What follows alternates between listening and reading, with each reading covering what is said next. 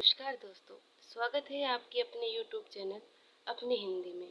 तो दोस्तों, जिस श्रृंखला का हमने प्रारंभ कर रखा है उसी को आगे बढ़ाते हुए आज हम जो प्रकरण पढ़ेंगे वो भक्ति काल का प्रकरण 3 और निर्गुण धारा का सूफी काव्य धारा है वो पढ़ेंगे। ठीक है, हमने ज्ञानाश्रय शाखा अर्थात संत काव्य धारा को पढ़ लिया था। उसमें क्या हुआ कि अंतिम में जो सुंदरदास के बाद के जो कवि हैं उनका मैंने वाचन तो कर दिया था, लेकिन आकस्मिक मेरा वीडियो बंद हो गया और मुझे पता नहीं चला, तो उसको क्या है उसको फिर मैं इंक्लूड नहीं कर पाई। तो अगर आपके पास वो बुक है तो आप वो पढ़ लीजिए। ठीक है, इससे पहले मैंने आदिकाल का पूरा वाचन कर दिया है, कुछ चीज़ें समझाने के भी प्रयास किए हैं, तो आप एक बार जाके सुन सकते हो उसको। ठीक है, तो हम पढ़ेंगे आज प्रकरण 3 निर्गुण धारा का प्रेम मार्गी या सूफी शाखा। सबसे पहले हम पढ़ना शुरू करते हैं। जैसा कि पहले कहा जा चुका है, इस काल के निर्गुण उपासक भक्तों की दूसरी शाखा उन सूफी कवियों की है जिन्होंने प्रेम गाथाओं के रूप में उस प्रेम तत्व का वर्णन किया है जो ईश्वर को मिलाने वाला है तथा जिसका आभास लौकिक प्रेम के रूप में मिलता है। इस संप्रदाय के साधु कवियों का अब वर्णन किया जाता है। अच्छा, सूफी लोग वे होते हैं जो मुसलमान हैं। ठीक है, जैसे हिंदू लोगों में संत है वैसे ही सूफी लोगों में ये सूफी संत है। ठीक है, ये क्या है, अपने आप को एक पुरुष मानकर, ठीक है, और ईश्वर को महिला मानकर, ठीक है, या अपनी प्रेमिका मानकर, सूफी प्रेमिका मानकर उसको प्राप्त करने का, ठीक है, प्रयास करते हैं। ठीक है, सूफी लोग वो होते हैं। और उल्टा किसका है, उल्टा है संत काव्य धारा में। संत काव्य धारा के लोग क्या करते हैं, अपने आप को बहुधिया मानते हैं, प्रेमिका मानते हैं और ईश्वर को प्रेमी या पति के रूप में स्वीकार करते हैं। ये बात आपको ध्यान रखनी है। ठीक है, सबसे पहले आचार्य रामचंद्र शुक्ल जिस कवि का वर्णन करते हैं, सूफी संत का वर्णन करते हैं, वह कुतुबन। ठीक है, अब ये कहते हैं शुक्ल जी कि ये चिश्ती वंश के शेख बुरहान के शिष्य थे। आपको याद रखना है कि ये चिश्ती वंश के शेख बुरहान के शिष्य थे और जौनपुर के बादशाह हुसैन शाह के आश्रित थे। याद करो इसको कि जौनपुर के बादशाह कौन, हुसैन शाह के आश्रित थे। अतः इनका समय विक्रम की 16वीं शताब्दी का मध्य भाग था। ठीक है, इनका समय क्या बताते हैं, 16वीं शताब्दी का मध्य भाग, मतलब संवत 1550।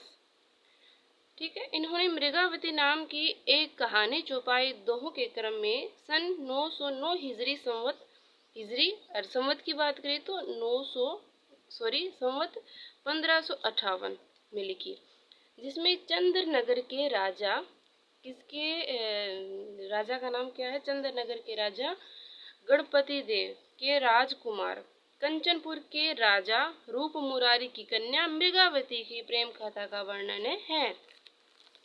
इस कहानी के द्वारा कवि ने प्रेम मार्ग के त्याग और कष्ट का निरूपण करके साधक के भगवत प्रेम का स्वरूप दिखाया है। बीच बीच में सूफियों की शैली पर बड़े सुंदर रहस्यमय आध्यात्मिक आभास है। ठीक है, क्या है, आध्यात्मिक आभास है, महत्वपूर्ण कथन है, ध्यान रखना। और मृगावती है कुतुबन की रचना, और इसमें क्या है कि चंद्रनगर के राजा है गणपति देव के पुत्र राजकुमार का वर्णन है, मतलब प्रेमी है, और प्रेमिका कौन है, कंचनपुर के राजा रूप मुरारी की कन्या, और नाम क्या है कन्या का, मृगावती। इन दोनों की प्रेम कथा है किसमें, मृगावती में। और हाँ, इसमें एक और बात है कि प्रेमिका के नाम पर ही काव्य ग्रंथ का नाम रखा गया है। कहानी का सारांश यह है, और ये सारांश रूप में शुक्ल जी यहाँ बताते हैं कि चंद्रगिरी के राजा गणपति देव का पुत्र कंचन नगर के राजा रूप मुरारी की मृगावती नाम की एक राजकुमारी पर मोहित हुआ।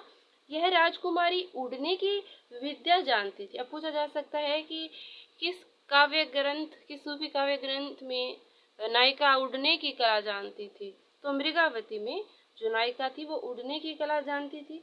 अनेक कष्ट झेलने के उपरांत राजकुमार उसके पास तक पहुंचा, पर एक दिन मृगावती, क्या कहते हैं कि पर एक दिन मृगावती राजकुमार को धोखा देकर कहीं उड़ गई। देखो भाई, उड़ गई। राजकुमार उसकी खोज में योगी होकर निकल पड़ा। समुद्र से घिरी एक पहाड़ी पर पहुंचकर उसने रुक्मणी नाम की एक सुंदरी को एक राक्षस से बचाया। कौन, किसने बचाया? राजकुमार ने बचाया, ठीक है, रुक्मणी को बचाया। उस सुंदरी के पिता ने राजकुमार के साथ उसका विवाह कर दिया। अंत में राजकुमार उस नगर में पहुंचा जहां अपने पिता की मृत्यु पर राज सिंहासन पर बैठकर मृगावती राज्य कर रही थी। वहां वह 12 वर्ष रहा। पता लगने पर राजकुमार के पिता ने घर बुलाने के लिए दूत भेजा। राजकुमार पिता का संदेश पाकर मृगावती के साथ चल पड़ा और उसके मार्ग में रुक्मणी को भी ले लिया, और आते वक्त क्या है, रुक्मणी को भी साथ ले लिया। राजकुमार बहुत दिनों तक आनंद पूर्वक रहा, पर अंत में अखेट के समय हाथी से गिरकर मर गया। अखेट के समय हाथी से मरकर गिर गया।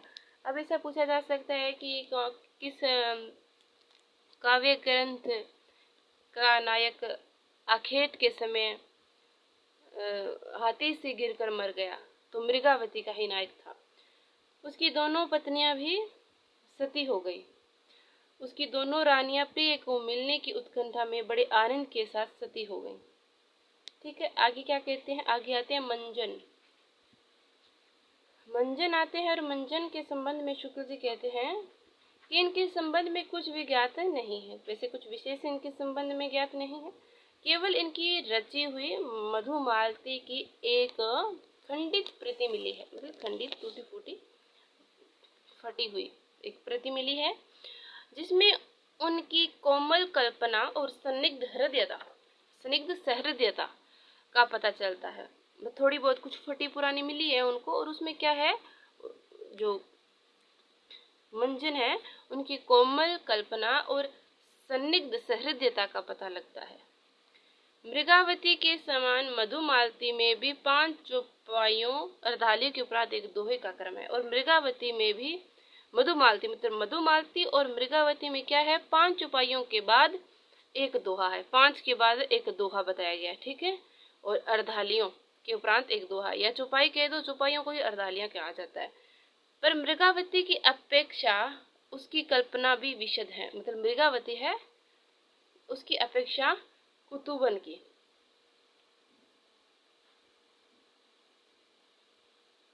मधुमालती की कल्पना विशद है और वर्णन भी अधिक विस्तृत और हृदयग्राही है। शुक्ल जी का कथन है,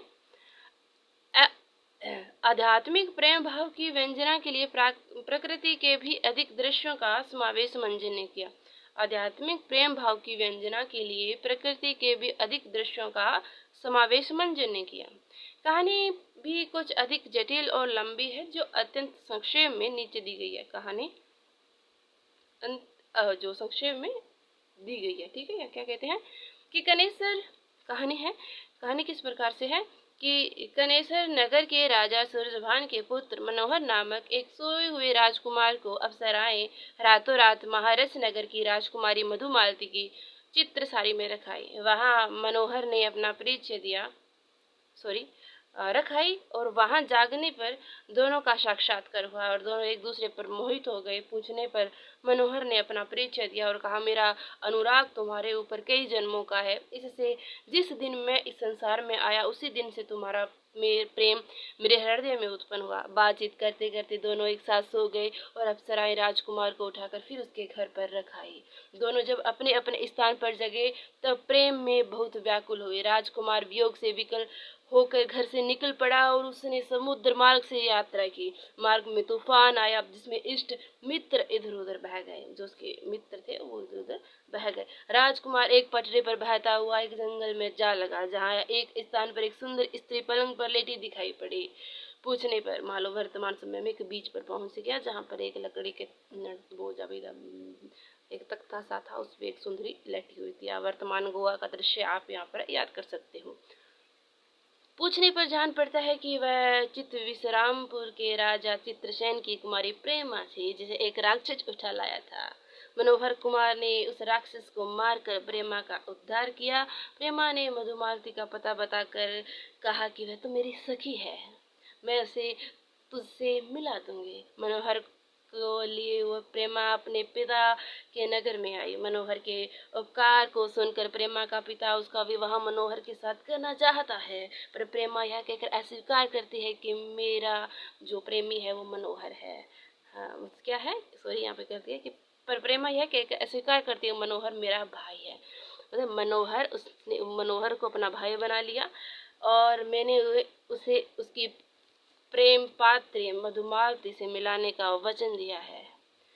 दूसरे दिन मधुमालती अपनी माता रूपमंजरी के साथ प्रेमा के घर आई और प्रेमा ने उसके साथ मनोहर कुमार का मिलाप करा दिया। सवेरे रूपमंजरी ने चित्र साड़ी में जाकर मधुमालती को मनोहर के साथ पाया तो भैजल बन गई।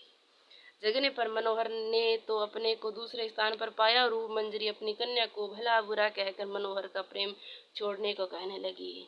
जब उसने न माना तब माता ने शाप दिया कि तू पक्षी हो जा। अब किसकी नायिका को पक्षी हो जाने का श्राप मिला? मधुमालती को। जब वह पक्षी होकर उड़ गई तब माता बहुत पछताने और विलाप करने लगी। मधुमालती का कहीं पता न लगा। मधुमालती उड़ती उड़ती बहुत दूर निकल गई। कुंवर ताराचंद नाम के एक राजकुमार ने उस पक्षी की सुंदरता देख उसे पकड़ना चाहा।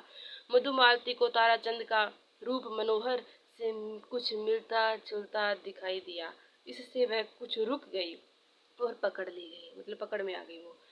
ताराचंद ने उसे एक सोने के पिंजरे में रखा। एक दिन पक्षी मधुमालती ने प्रेम की सारी कहानी ताराचंद से कह सुनाई, जिसे सुनकर उसने प्रतिज्ञा की कि मैं तुझे तेरे प्रियतम मनोहर से अवश्य मिलाऊंगा। और अंत में वह उस पिंजरे को लेकर महारस नगर में पहुंचा। मधुमालती की माता अपनी पुत्री को पाकर बहुत प्रसन्न हुई और उसने मंत्र पढ़कर उसके ऊपर जल छिड़का। वह फिर पक्षी से मनुष्य हो गई। मधुमालती के माता पिता ने ताराचंद के साथ मधुमालती का ब्याह करने का विचार प्रकट किया।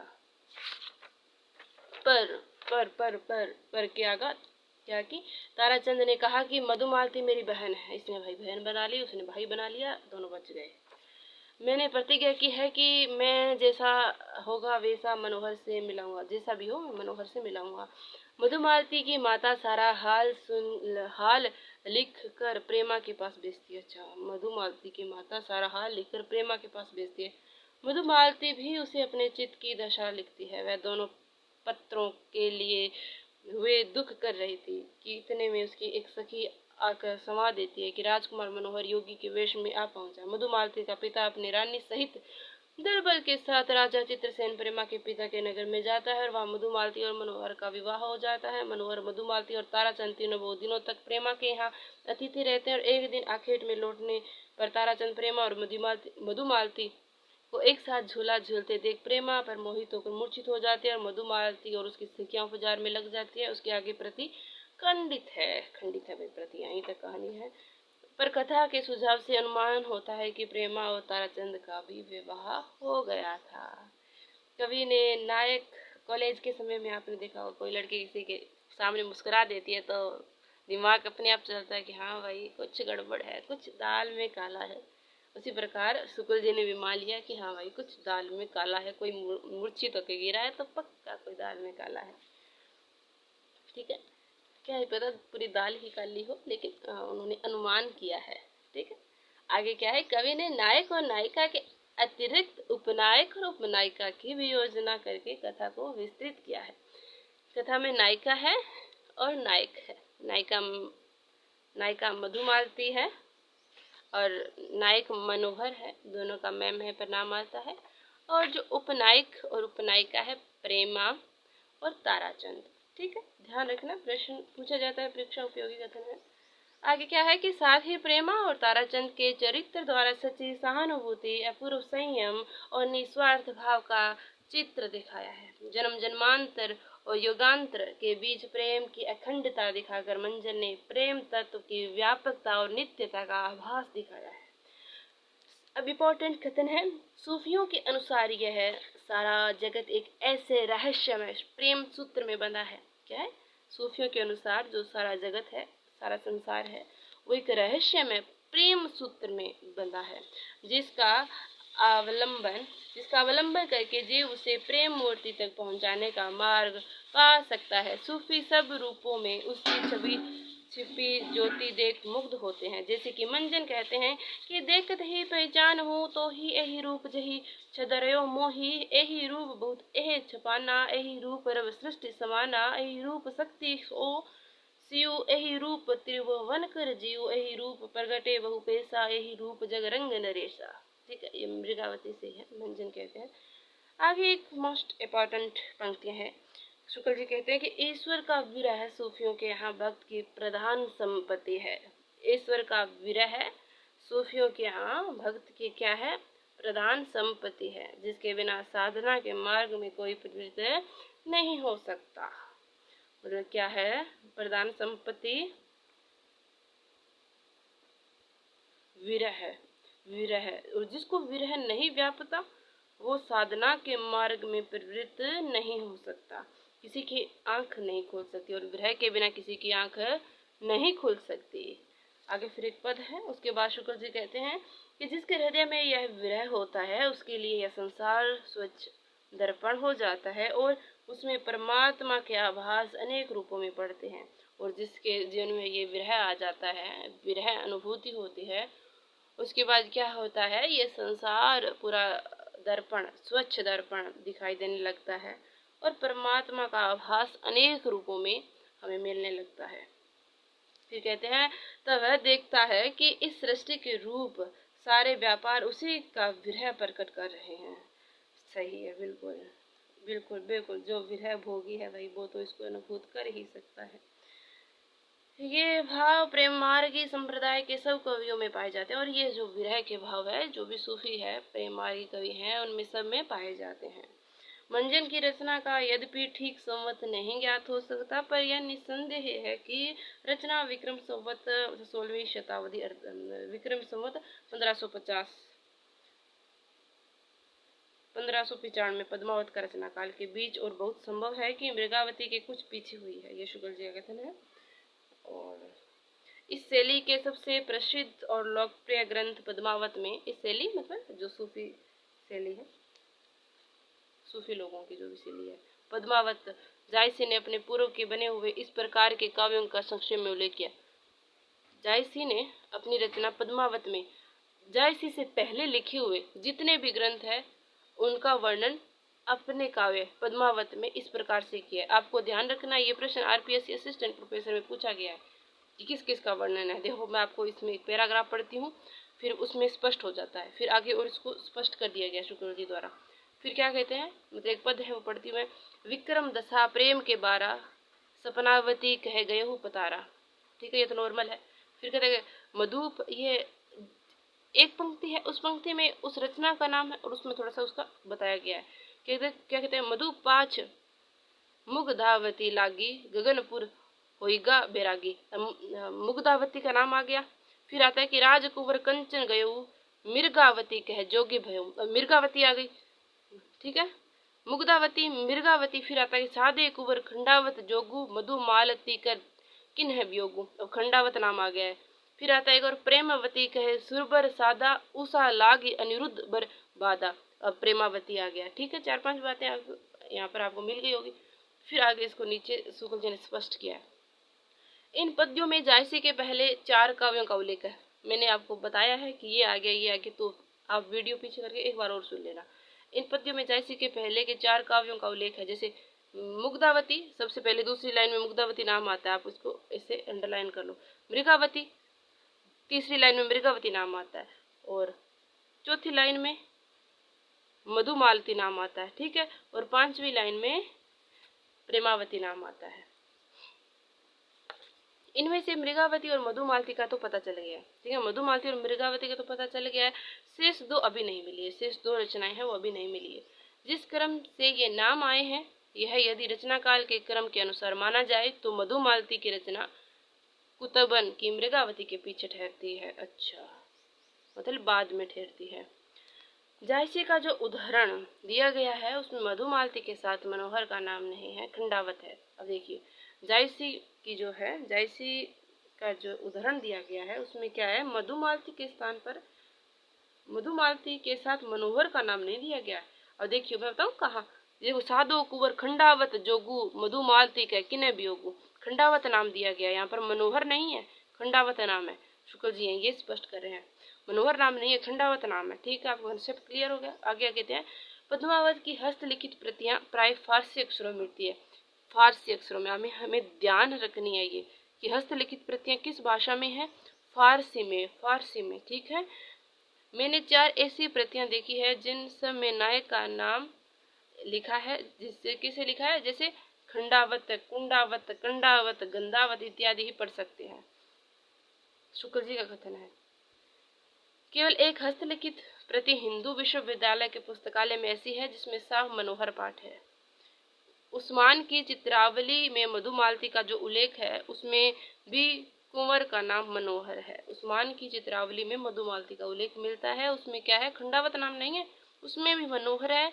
और एक और जगह बताते हैं कि हिंदू विश्वविद्यालय के पुस्तकालय में भी एक जो है प्रति मिली है, उसमें भी खंडावत नाम नहीं है, मनोहर नाम है। ठीक है, क्या कहते हैं, मधुमालती होई रूप दिखावा प्रेम मनोहर होई तह आवा। आगे क्या कहते हैं, शुक्ल जी यही नाम मधुमालती की उपलब्ध प्रतियों में भी पाया जाता है। मतलब जो खंडावत कुंडावत नाम है वो केवल जायसी के पद्मावत के एक पद से हमें उद्धृत मिलती है। और क्या कहते हैं कि पद्मावत के पहले मधुमालती की बहुत अधिक प्रसिद्धि थी। पद्मावत के पहले क्या थी, मधुमालती ज्यादा पॉपुलर थी। और क्या कहते हैं, जैन कवि, एक जैन कवि है बनारसी दास, ठीक है, जो प्रथम शायद आत्मकथात्मक इनकी रचना है कि क्या रचना है मुझे याद नहीं आ रही, अर्धकथानक इनकी रचना है कवि बनारसी दास की। कवि बनारसी दास ने अपने आत्मचरित में संवत 1660 के आसपास की अपनी इश्कबाजी वाली जीवनचर्या का उल्लेख करते हुए लिखा है कि उस समय में हाट बाजार में जाना छोड़ घर में पड़े पड़े मृगावती और मधुमालती नाम की पोथियां पढ़ा करता था। और एक है उनका पद है कि तब घर में बैठे रहे नाहिन हाट बाजार मधुमालती मृगावती पोथी दो ही उच्चार। मैं ये दो है जो पढ़ता रहता हूँ, मैं कहीं नहीं बाजार जाता हूँ नहीं कोई हाट जाता हूँ, मेरे पास ये दो रचनाएं हैं, मैं इनको पढ़ता रहता हूँ। अब जैसे वेब सीरीज है, ठीक है, लोग देखते रहते हैं सारा दिन, ना कहीं जाना नहीं कहीं आना, इसी प्रकार। इसके उपरांत दक्षिण के शायर, दक्षिण के कौन से शायर, नसरती ने भी मधुमालती के आधार पर दक्षिणी उर्दू में गुलशने इश्क नाम से एक प्रेम कहानी लिखी है। इसको दोबारा पढ़ते हैं कि दक्षिण के शायर हैं नसरती ने मधुमालती के आधार पर, मतलब मधुमालती को आधार लेकर दक्षिणी उर्दू में, किसमें, दक्षिणी उर्दू में गुलशने इश्क नाम से एक प्रेम कहानी लिखी है। ध्यान रखना। अब क्या कहते हैं, कवित सवैये बनाने वाले एक मंजन पीछे जिन्हें उनसे सर्वदा पृथक समझना चाहिए, और कवित सवैये बनाने वाले उसके बाद कोई मंजन हुए तो शुक्ल जी कहते हैं कि इन्हें थोड़ा अलग ही रखना चाहिए, ये अलग मैटर है। फिर आते हैं कि मलिक मोहम्मद जायसी जो सूफी काव्यधारा के प्रतिनिधि कवि हैं। ठीक है, शुक्ल जी कहते हैं इनके संबंध में कि ये प्रसिद्ध सूफी फकीर शेख मोहिदी या मुहिदुद्दीन के शिष्य थे और जायस में रहते थे। जायस अवध के आसपास का ही उत्तर प्रदेश में, वर्तमान उत्तर प्रदेश में ये स्थान है। इनकी एक छोटी सी पुस्तक मिलती है आखिरी कलाम के नाम से, फारसी अक्षरों में छपी मिलती है। शुक्ल जी कहते हैं कि इनकी एक छोटी पुस्तक है आखिरी कलाम और फारसी अक्षरों में मिलती है। यह सन 936 हिजरी में सन 1528 ईस्वी के लगभग बाबर के समय लिखी गई थी। और हाँ, जो आखिरी कलाम है ये बाबर के समय लिखी गई थी। पूछा जा सकता है कि किसके समकालीन थे, बाबर। ठीक है, और उसमें बाबर बादशाह की प्रशंसा है, आखिरी कलाम में बाबर बादशाह की प्रशंसा है। पूछा जाता है UGC net, RPSC assistant professor इत्यादि परीक्षाओं में। इस पुस्तक में मलिक मोहम्मद जायसी ने अपने जन्म के संबंध में लिखा है कि भावतार मोरो सदी 30 बरस ऊपर कभी बदी। ठीक है, इन पंक्तियों का ठीक तात्पर्य नहीं खोलता, मतलब ठीक तात्पर्य तो नहीं खोलता, लेकिन कहते हैं आगे कि जन्म काल 900 हिजरी माने तो दूसरी पंक्ति का अर्थ निकलेगा कि जन्म से 30 वर्ष पीछे जायसी कविता करने लगे और इस पुस्तक के कुछ पद्य उन्होंने बनाए। ओके। क्या कहते हैं कि जायसी का सबसे प्रसिद्ध है, जो सबसे प्रसिद्ध क्या है ग्रंथ है, कौन सा है? पद्मावत है, जिसका निर्माण काल कवि ने इस प्रकार दिया है। सन 9 से 27 आह कथा आरंभ बेन कवि काह। आगे कहते हैं कि इसका अर्थ होता है कि पद्मावत की कथा प्रारंभिक वचन आरंभ बेन कवि ने 927 हिजरी में कहे थे, पर ग्रंथारंभ में कवि ने मसनवी की रूढ़ी के अनुसार साहिब वक्त शेर शाह की प्रशंसा की। अच्छा, ये शेर शाह की प्रशंसा यहाँ पर मिलती है और आखिरी कलाम में बाबर की। ठीक है, इसको थोड़ा ध्यान ही रखना, पूछा जा सकता है। शेर शाह दिल्ली सुल्तानु चारहू खंड तपे जस भानु ओही छाज राज ओ पाटू सब राजा भुई धरा ललाटू। कहते हैं शुक्ल जी कि शेर शाह के शासनकाल का आरंभ 947 हिजरी अर्थात सन 1540 ईस्वी से हुआ था। इस दशा में यही संभव जान पड़ता है कि कवि ने कुछ थोड़े से पद्य तो सन 1520 ईस्वी में ही बनाए थे, पर ग्रंथ को 19 या 20 वर्ष पीछे शेर शाह के समय में पूरा किया। पद्मावत का एक बंगला अनुवाद अराकान राज्य के वजीर मगन ठाकुर ने सन 1650 ईस्वी के आसपास आलो उजाला नामक एक कवि से कराया। किसने करवाया था? वजीर मगन ठाकुर ने। किससे करवाया? आलो उजाला नामक एक कवि से कराया। उसमें भी 9 से 27 ही पाठ माना जाता है। कहते हैं कि शेख मोहम्मद जती जखन रचिल ग्रंथ संख्या सप्त विश नवसत। एक पंक्ति है। पद्मावत की हस्तलिखित प्रतियां अधिकतर फारसी अक्षरों में मिलती है, जिसमें 27 और 47 प्राय एक ही तरह लिखे जाएंगे। उसमें कुछ लोगों को यह भी अनुमान है कि 47 के लोगों ने भूल से 27 पढ़ लिया है। जायसी अपने समय के सिद्ध फकीरों में गिने जाते थे और अमेठी के राजघरानों में इनका बहुत मान था। कहाँ था? अमेठी के राजघरानों में जायसी का बहुत मान था। जीवन के अंतिम दिनों में जायसी अमेठी से 2 मील दूर एक जंगल में रहा करते थे। वहां इनकी मृत्यु हुई। काजी नसीरुद्दीन हुसैन जायसी ने, जिन्हें अवध के नवाब शुजाउद्दौला से सनद मिली थी, अपनी यादाश्त में जायसी का मृत्यु का 4 रजब 949 हिजरी लिखा है। यह काल कहाँ तक ठीक है नहीं कहा जा सकता। और फिर शुक्ल जी जायसी किस प्रकार से दिखते थे उसी का वर्णन करते हैं कि ये काने और देखने में कुरूप थे। कहते हैं कि शेर शाह इनके रूप को देखकर हंसा था। ठीक है, कौन हंसा? शेर शाह। इस पर ये बोले, मोहिका हंसे सी की को रही, मतलब मुझ पे हंस रहे हो या मुझे बनाने वाले उस ईश्वर पर हंस रहे हो। इनके समय में इनके शिष्य फकीर इनके बनाए भावपूर्ण दोहे चौपाइयाँ गाते फिरते थे। इन्होंने 3 पुस्तकें लिखी। शुक्ल जी के इतिहास ग्रंथ में 3 पुस्तकों का जिक्र मिलता है जायसी की। कौन कौन सी है? एक तो प्रसिद्ध है पद्मावत, दूसरी है अखरावट, तीसरी है आखिरी कलाम। अखरावट में वर्णमाला के एक एक अक्षर को लेकर सिद्धांत संबंधी तत्वों से भरी चौपाइयाँ कही गई है और एक एक अक्षर को लेकर चौपाइयाँ कही गई है। अब आ जाए थोड़ा बहुत हेर फेर करके हमें परोसा जाए तो शायद हम गलत कर दें।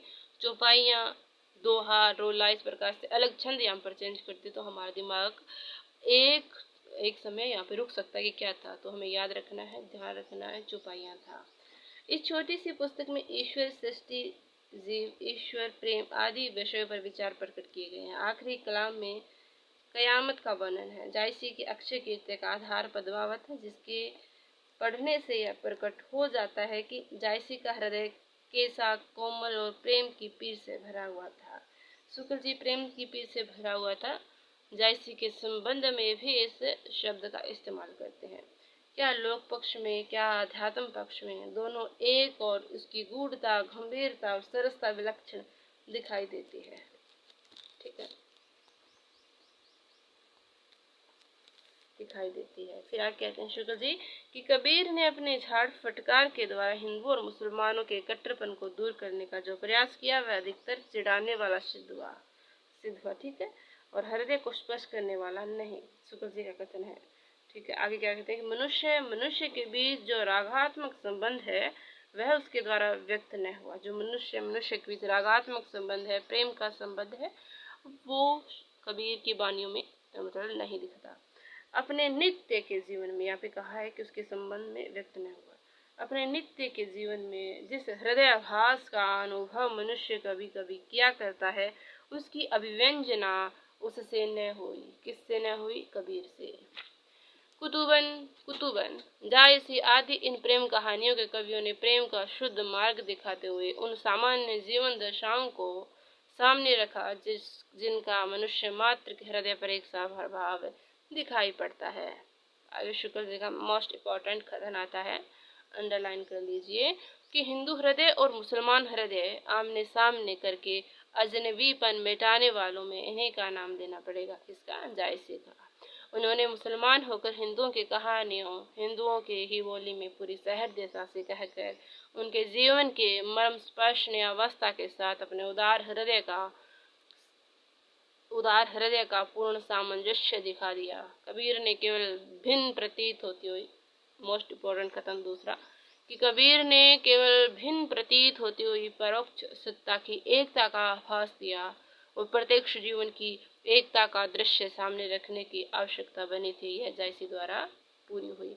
ये देखो क्या गया है कि कबीर ने तो परोक्ष सत्ता की एकता का आभास दिया, परोक्ष सत्ता के बारे में, लेकिन जो जायसी है उन्होंने क्या किया कि प्रत्यक्ष जीवन की एकता कर दिया। जो है, जो सामने दिखाई दे रहा है, उसकी मतलब एकता का दृश्य सामने रखकर आवश्यकता बनी रही है, जैसी तरह पूरी हुई, तादाद में बिठाया, ठीक है, सामंजस्य बिठाया। क्या कहते हैं कि पद्मावत में प्रेम गाथा की परंपरा पूर्ण प्रौढ़ता को प्राप्त हुई। पद्मावत में क्या है, इस रचना के बारे में कहते हैं कि इसमें प्रेम गाथा की परंपरा पूर्ण प्रौढ़ता को प्राप्त हुई।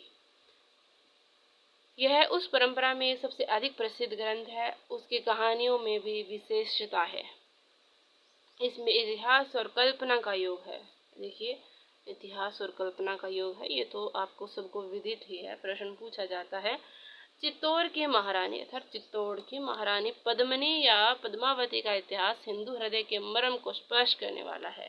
जायसी ने यद्यपि इतिहास प्रसिद्ध नायक और नायिका ली है, पर उन्होंने अपनी कहानी का रूप वही रखा है जो कल्पना के उत्कर्ष द्वारा साधारण जनता के हृदय में प्रतिष्ठित था।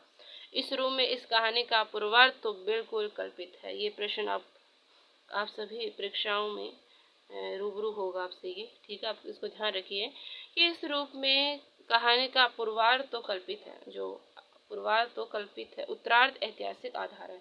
जो पहले का लिखा हुआ है वो तो कहते हैं कि कल्पित है, कल्पना है, ठीक है, और जो उत्तरार्ध बाद में लिखा गया वो ऐतिहासिक है। पद्मावती की कथा संक्षेप में इस प्रकार है। शुक्ल जी ने पद्मावती की कथा को संक्षेप में बताया गया है, यहाँ पर हम पढ़ेंगे।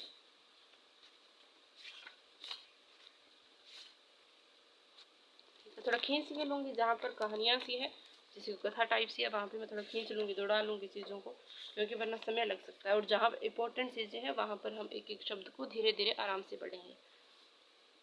सिंहल द्वीप के राजा गंधर्वसेन की कन्या पद्मावती रूप और गुण में जगत में अद्वितीय थी। उसके योग्य वर कहीं न मिलता था।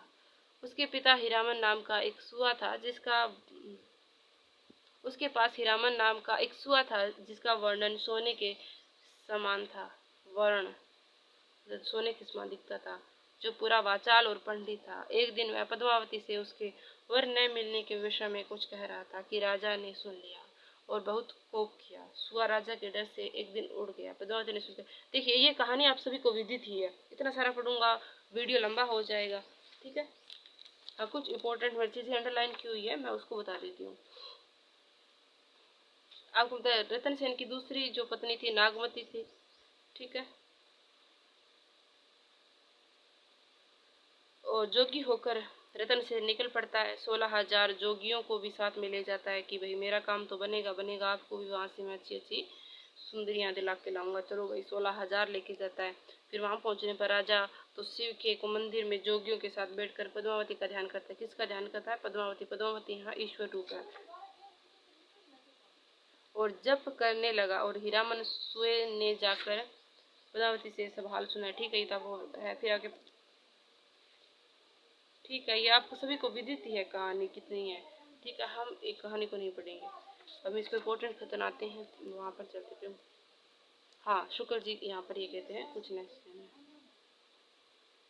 ठीक है, जैसा कि कहा जा चुका है, प्रेम गाथा की परंपरा में पद्मावत सबसे प्रौढ़ और सरस है। ये कथन शुक्ल जी का है जायसी की पद्मावत के संबंध में। और क्या कहते हैं कि प्रेम मार्गी सूफी कवियों की और कथाओं से इस कथा में यह विशेषता है कि इसके ब्यौरे से भी साधना के मार्ग, उसकी कठिनाइयाँ और सिद्धि के स्वरूप आदि के जगह जगह व्यंजना होते हैं, जैसे कि कवि ने स्वयं ग्रंथ की समाप्ति पर कहा है। क्या कहते हैं कि तन चितवर मन राजा के ना हिय सिंगल बुद्धि पद्मनी चेना गुरु सुहाजई पंथ देखावा बिनु गुरु जगत को निर्गुण पावा नागमतेय दुनिया दंदा बाचा सोई न यही चित बंदा राघव दूत सोई से तानु माया अलाउद्दीन सुल्तानु। आगे मोस्ट इम्पोर्टेंट ही कथन है, आप अंडरलाइन कर लीजिए इस पेड़ को पूरा को। क्या यद्यपि पद्मावत की रचना संस्कृत प्रबंध काव्यों की सर्ग पद्धति पर नहीं हुई है। क्या कि संस्कृत के प्रबंध काव्य की सर्ग पद्धति पर पद्मावत की रचना नहीं हुई है। फिर कहते हैं कि फारसी की मसनवी शैली पर हुई है।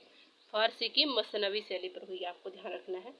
फिर क्या है कि श्रृंगार वीर आदि के वर्णन चली आती हुई भारतीय काव्य परंपरा के अनुसार हुई। और क्या है, जो श्रृंगार की वीर की जो हमारी भारतीय काव्य परंपरा चली आई है उसी के अनुसार इसका लिखी गई है, इसी के अनुसार यह लिखी गई है। इसका पूर्वार्ध तो एकांत प्रेम मार्ग का ही आवाज देता है। उसका जो पूर्वार्ध है वो तो क्या है कि एकांत प्रेम मार्ग का ही आवाज देता है। फिर कहते हैं कि पर उत्तरार्ध लोक पक्ष का भी विधान करता है। जो उत्तरार्ध है वो लोक पक्ष का भी विधान करता है। पद्मिनी के रूप का जो वर्णन जायसी ने किया वह पाठक को सौंदर्य की लोकोत्तर भावना में मग्न करने वाला है। शुक्र जी का मोस्ट इम्पोर्टेंट कथन है कि पद्मिनी के रूप का जो वर्णन जायसी ने किया है वह पाठक को सौंदर्य की लोकोत्तर मतलब इस लोक से दूसरे लोक में भावना में मग्न करने वाला है। अनेक प्रकार के अलंकारों की योजना उसमें पाई जाती है। कुछ पद्य दिए गए हैं, तो हम पद्य नहीं पढ़ेंगे, सिर्फ पढ़ ही लेते हैं। तो सरवर तीर पद्मनी आई खोपा छेरी खेस मुखलाई शशि मुख अंग मले गिरिबासा नागिन जाप लीन चहुपासा ओनई छटा परी जग छाहा शशि के शरण लीन जनु राहा भूली चकोर दिठ मुख लावा मेघ गठा में चंद दिखावा।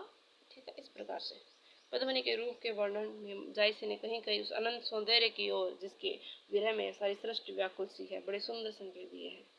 ठीक है, इसी प्रकार योगी रतन सेन के कठिन मार्ग के वर्णन में साधक के मार्ग के विघ्नों काम क्रोध आदि विकारों की व्यंजना की गई है। फिर हमारे आते हैं उस्मान, शुरू हो जाते हैं उस्मान। अब देखिए क्या है उस्मान के बारे में। ये जहांगीर के समय में वर्तमान थे, ये जहांगीर के समय में वर्तमान थे, समकालीन थे, जहांगीर के समय में समकालीन थे। कैसे याद करें इसको, उसने जहांगीर उस्मान उसका मान है जहांगीर के दरबार में, इसे याद कर लो। गाजीपुर के रहने वाले थे और उस्मान को गाजर पसंद थी, गाजीपुर में रहने वाले थे। उनके पिता का नाम था शेख हुसैन शाह और पिता का नाम क्या था, शेख हुसैन शाह। और ये 5 भाई थे और चारों भाइयों के नाम है शेख अजीज, शेख मानुल्लाह, शेख फैजुल्लाह, शेख हसन। उन्होंने अपना उपनाम मान लिखा है और उपनाम क्या है, मान है। वैसे उस्मान है लेकिन मान लिखते थे। ये शाह निजामुद्दीन चिश्ती की शिष्य परंपरा में हाजी बाबा के शिष्य थे। ये हाजी बाबा के शिष्य थे। और कुतुबन किसके थे, मैंने पीछे पढ़ा है, आप कमेंट करके बताइए कि कुतुबन किसके शिष्य थे। हाजी बाबा उस्मान के थे। और उस्मान को किसी ने आवाज लगाई, उसने कहा हाजी बाबा, हाँ जी की जगह हाजी बाबा कह दिया। ठीक है, हाजी बाबा उस्मान ने सन 1022 हिजरी अर्थात 1613 ईस्वी में चित्रावली नाम की पुस्तक लिखी। हम इसको कैसे याद करें कि उसने चित्र बहुत अच्छा बनाया और उसका मान हुआ, तो उस्मान ने चित्र बहुत अच्छा बनाया, ऐसे याद कर लो। पुस्तक के आरंभ में कवि ने स्तुति के उपरांत पैगंबर और 4 खलीफों के बादशाह जहांगीर की तथा शाह निजामुद्दीन और हाजी बाबा की प्रशंसा लिखी है। उसके आगे गाजीपुर नगर का वर्णन करके कवि ने अपना परिचय देते हुए लिखा है, आदि हुता विधि माथे लिखा, अक्षर चाय पढ़े हम सीखा, देखत जगत चला सब जाई, एक वचन पे अमर रहाई, वचन समान सुधा जग नाही, जेहि पाए कवि अमर रहाई, मोहि चाऊ उठा पुण्य यू, होई अमर अमृत पीयू।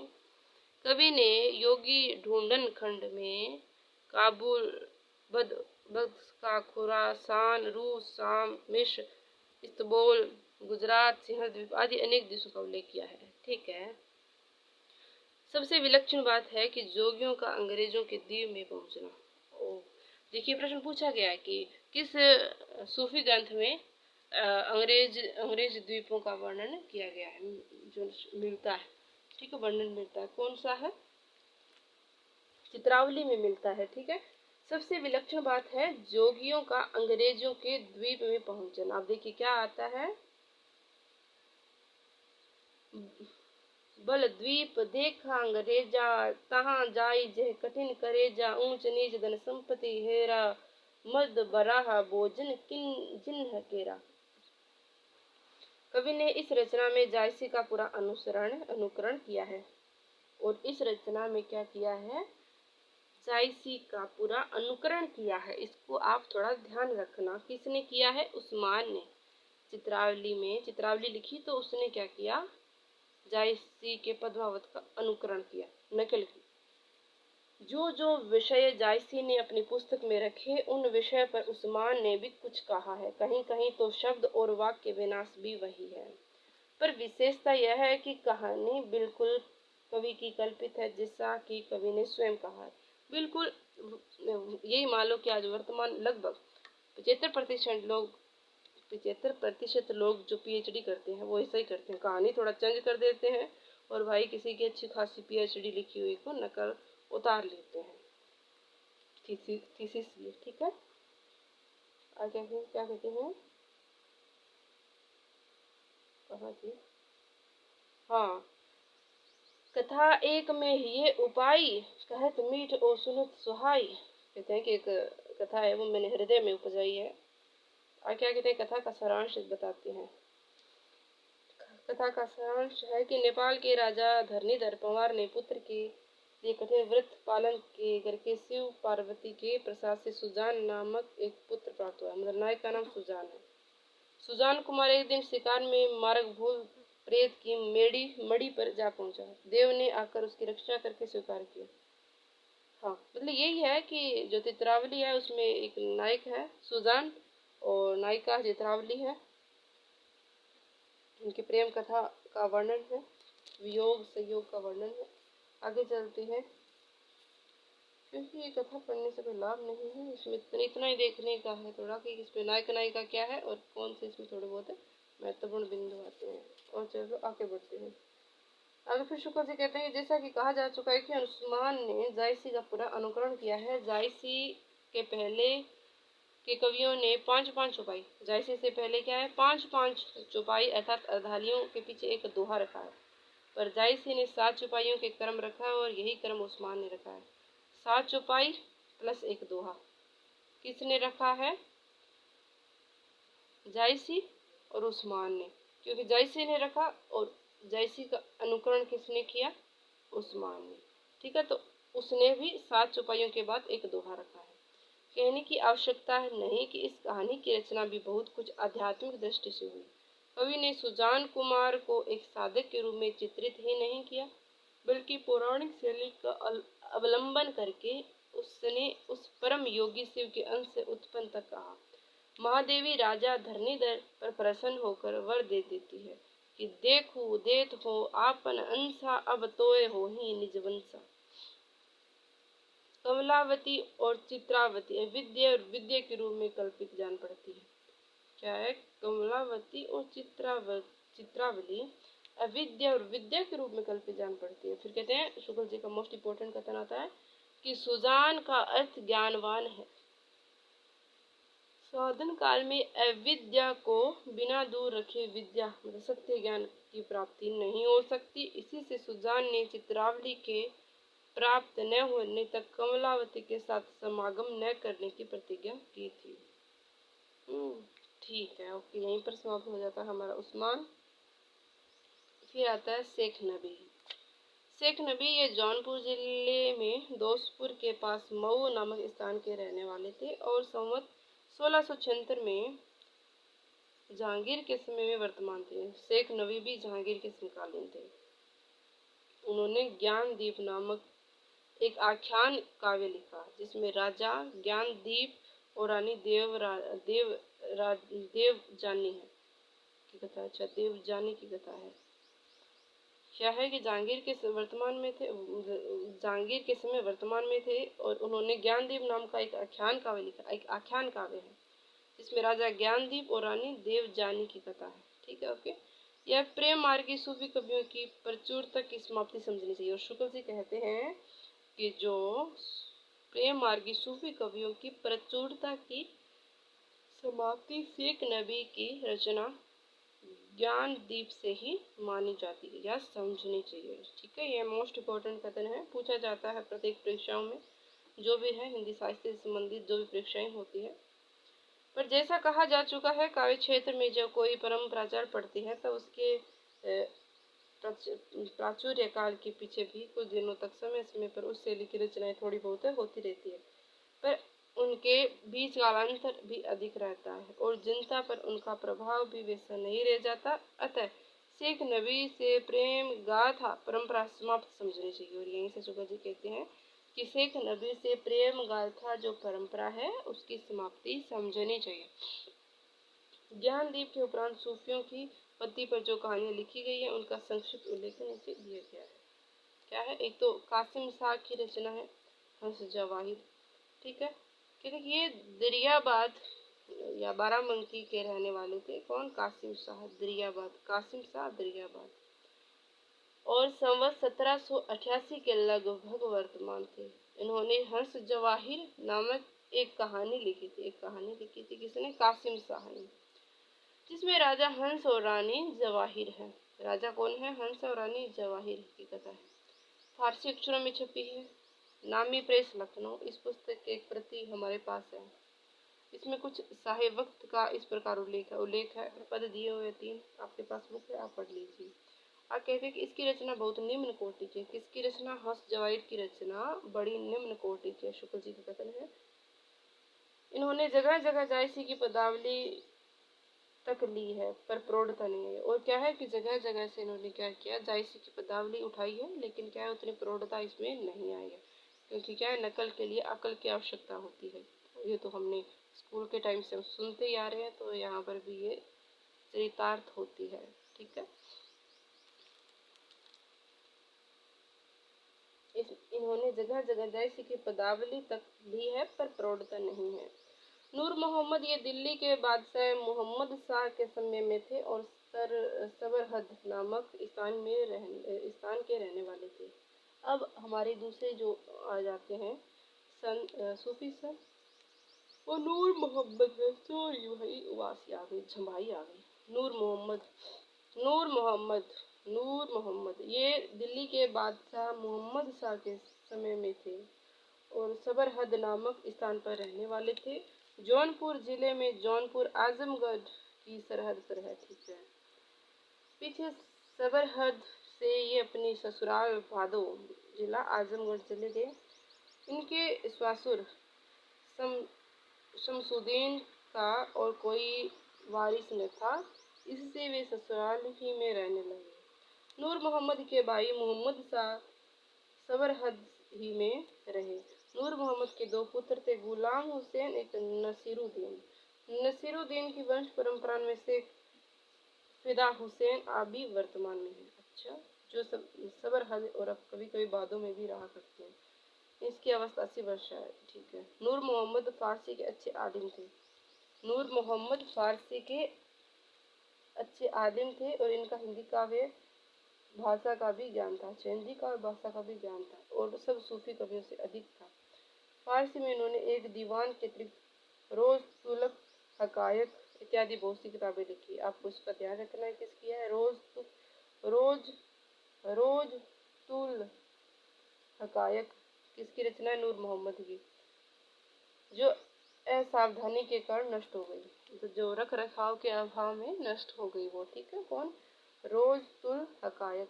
इन्होंने संवत 1157 हिजरी संवत की बात करें, इन्होंने 1157 हिजरी संवत 1801 में इंद्रावती नामक एक सुंदर आख्यान काव्य लिखा। संवत 1801 में क्या लिखा? इंद्रावती नामक एक सुंदर आख्यान काव्य लिखा, जिसमें कालिंजर के इंद्रावती किसकी रचना है? नूर मोहम्मद की। और रोज तुल हकायक भी नूर मोहम्मद की। और ठीक है, और ज्ञानदीप से सूफी परंपरा की जो भी पॉपुलरिटी की समाप्ति माननी चाहिए। क्या कहते हैं कि राजकुमार और आगमपुर की राजकुमार इंद्रावती की प्रेम कहानी कवि ने प्रथा अनुसार उस समय के शाह मोहम्मद शाह की प्रशंसा की है। ठीक है, क्या कहते हैं? कवि ने जायसी के पहले कवियों के अनुसार 5-5 उपायों के उपरांत दोहे की कहा। अच्छा, जायसी शुक्ल जी कहते हैं कि जायसी से पहले जिस प्रकार से कवि थे वो 5-5 चौपाइयों के बाद दोहा रखने की प्रथा थी, उसी का अनुसरण किसने किया? नूर मोहम्मद ने। फिर कहते हैं कि इसी ग्रंथ को सूफी पत्ती का अंतिम ग्रंथ मानना चाहिए, और सूफी जो अंतिम मानना चाहिए। पॉपुलरिटी के हिसाब से ज्ञानदीप को अंतिम मानना चाहिए। ठीक है, फिर क्या है कि पूरी सूफी पद्धति की अंतिम ग्रंथ किसे मानना चाहिए? ये इंद्रावती को मानना चाहिए। मोस्ट इम्पोर्टेंट है, प्रश्न पूछा जाता है परीक्षाओं में।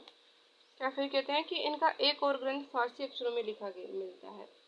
क्या कहते हैं कि इनका एक और ग्रंथ है जो फारसी अक्षरों में मिलता है, जिसका नाम है अनुराग बांसुरी। क्या नाम है? अनुराग बांसुरी। आप सभी अनुराग बांसुरी से परिचित हैं, ये मुझे विदित है।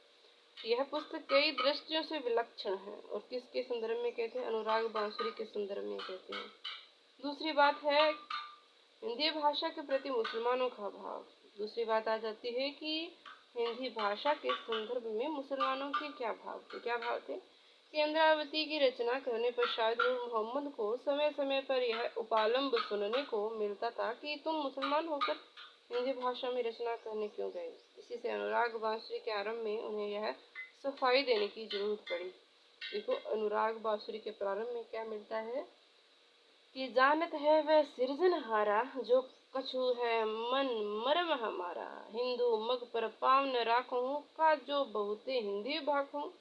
मन इस्लाम मिरिकले मांजेऊ, दीन जवेरी करकस भांजेऊ। तह रसूल अल्लाह प्यारा, उम्मत को मुक्ता बन हारा। तहाँ दूसरों कैसे भावे, छज असुर सुर काग न आवे। ओके, ये तो है उनका, लेकिन ये जो इम्पोर्टेंट है कि हिंदू मग पर पाव न राखूं, का जो बहुते हिंदी भाखूं। ठीक है, ये प्रश्न पूछा जाता है, अनुराग बांसुरी के आरंभ में मिलता है। और क्या कहते हैं? इसका तात्पर्य है कि संवत 1800 तक आते आते मुसलमान हिंदी से और संवत 1801 के अंदर इंद्रावती की रचना हुई, ये शुक्ल जी का मानना है। खींचने लगे हिंदुओं के लिए छोड़कर अपने लिखने पढ़ने की भाषा विदेशी अर्थात फारसी ही रखना चाहते थे, उसे जिसे उर्दू कहते हैं। अच्छा, कहते हैं कि हिंदी भाषा है तो हिंदुओं के लिए है, हमारी तो भाई जो विदेशी भाषा फारसी भाषा उर्दू भाषा ही है। कौन कहते हैं? मुसलमान ये मानते थे। उसका उस समय तक साहित्य में कोई स्थान नहीं था। इसका स्पष्ट आभास नूर मोहम्मद की तरह से मिलता है। कामयाब कह कौन जगावा, फिर हिंदी बाकी पर आवा। छाड़ी पारसी कंद नवाते, अरुझाना हिंदी रस बाती। ओके, अनुराग बांसुरी का रचना काल 1178 हिजरी अर्थात 1821 है। कवि ने इसकी रचना को अधिक पांडित्यपूर्ण रखने का प्रयत्न किया है, और विषय भी इसका तत्वज्ञान संबंधी है। अनुराग बांसुरी में विषय क्या है? तत्वज्ञान संबंधी है। ध्यान रखना, पूछा जा सकता है। आप यहाँ अगर मेरे को इतनी देर से सुन रहे हैं तो आप इसको सही कर दोगे। कि अनुराग बांसुरी का विषय क्या है, तत्व ज्ञान से संबंधित है। शरीर, जीवात्मा, मनोवृत्तियों को लेकर पूरा अध्यावसित रूपक एलगिरी खड़ा करके कहानी बांधी है। और सब सूफी कवियों की कहानियों के बीच में दूसरा पक्ष व्यंजित होता है, पर यह सारी कहानी और सारे पात्र ही रूपक हैं। शुक्ल जी का मोस्ट इम्पोर्टेंट कथन आता है कि एक विशेषता और है, चौपाइयों के बीच बीच में इन्होंने दोहे न लिखकर बरवे लिखे। किसने लिखे हैं? नूर मोहम्मद ने क्या किया है? चौपाइयों के बाद दोहे न लिख कर क्या लिखे हैं? बरवे। ठीक है। प्रयोग भी ऐसे संस्कृत शब्दों के हैं जो और सूफी कवियों में नहीं आते। शुक्ल जी का मोस्ट इम्पोर्टेंट कथन किसके संबंध में? नूर मोहम्मद के संबंध में। काव्य के अधिक निकट होने के कारण भाषा में कहीं कहीं ब्रज भाषा के शब्द और प्रयोग भी पाए जाते हैं और रचना का थोड़ा सा नमूना नीचे दिया जाता है। ठीक है, नीचे थोड़ा सा क्या है, काफी दे रखा है, आपके पास बुक है, आप देख लीजिए एक बार। जैसा कि कहा जा चुका है कि नूर मोहम्मद को हिंदी भाषा में कविता करने के कारण जगह जगह उसका सबूत देना पड़ता है कि वे इस्लाम के पक्के अनुयायी है, अतः वे अपने इस ग्रंथ की प्रशंसा इस ढंग से करते हैं। यह बांसुरी सुने सो कोई, हृदय स्रोत खुला चाहे कोई, निसरत नाद बारुनी साथा सुनी सुधी चेत रही कही हाथा। ठीक है, इस प्रकार से है। आगे क्या कहते हैं? अच्छा, यहीं पे समाप्त हो जाती है क्या? सूफी आख्यान कवियों की अखंडित परंपरा की यही समाप्ति मानी जानी चाहिए। अब देखिए, 3 बातें मैं यहाँ पे आपको बताऊंगी। सूफी आख्यान काव्यों की अखंडित परंपरा की यही समाप्ति मानी जाती है। इस परंपरा में मुसलमान कवि हुए, केवल एक हिंदू मिला। सूफी मत के अनुयायी सूरदास नामक पंजाबी हिंदुओं ने शाहजहां के समय में नल दमयंती कथा नाम की कहानी लिखी, पर उसकी रचना अत्यंत निकृष्ट है, मतलब खराब है। साहित्य की कोई अखंड परंपरा समाप्त होने पर भी कुछ दिन तक परंपरा की कुछ रचना इधर उधर होती रही। इस ढंग की पिछली रचना में चतुर्मुकुट की कथा और यूसुफ जुलेखा उल्लेख योग्य है। ठीक है, यहाँ पे 3 बातें हमें ध्यान रखनी है। क्या कहते हैं कि एक तो ज्ञान, एक बात, एक आप अंडरलाइन कर लीजिए, लिख लीजिए आप एक वो पर साइड में। क्या ज्ञानदीप नामक आख्यान से क्या है कि यहीं से प्रेम मार्गी सूफी कवियों की प्रचुरता की समाप्ति समझनी चाहिए। ज्ञानदीप के संबंध में कहते हैं कि पॉपुलरिटी की समाप्ति ज्ञानदीप से ही समझनी चाहिए। फिर दूसरी बात आती है यहाँ पर,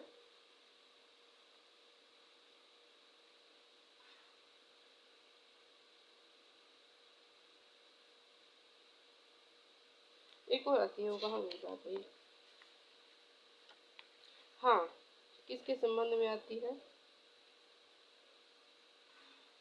नूर मोहम्मद की रचना है। क्या इसी ग्रंथ से सूफी पद्धति का अंतिम ग्रंथ मानना चाहिए? कौन सा ग्रंथ मानना चाहिए? इंद्रावती। और इंद्रावती को आप लिख लीजिए कि ये इस सूफी पद्धति का अंतिम ग्रंथ इंद्रावती। और पॉपुलरिटी की बात करें तो ज्ञानदीप, इंद्रावती अंतिम ग्रंथ मानना चाहिए। तीसरी बात आती है कि सूफी आख्यान काव्य की अखंडित परंपरा की समाप्ति माननी चाहिए। किस ग्रंथ से माननी चाहिए? अनुराग बांसुरी से। 3 बातें हैं, मैं भी यहाँ अंडरलाइन कर लेती हूँ, लिख लेती हूँ, आप भी लिख लीजिए। आप सभी का धन्यवाद अगर आप यहाँ तक मुझसे जुड़े रहे तो।